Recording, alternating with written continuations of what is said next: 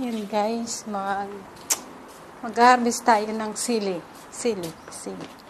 Kagabi ko lang napansin, ang dami na palang bunga. Nagdilig ako. Dito natin siya ilalagay. Tingnan natin kung mapupuno. Nakakatuwa kasi yung anak ng amo ko ang nagtanim nito. Sinabi ko sa kanya, kaya tuwan-tuwa siya.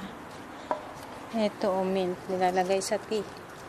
Ayan, ang dami Ayan Sika, harvestin natin. Ulit. Paano ba? Kita ba?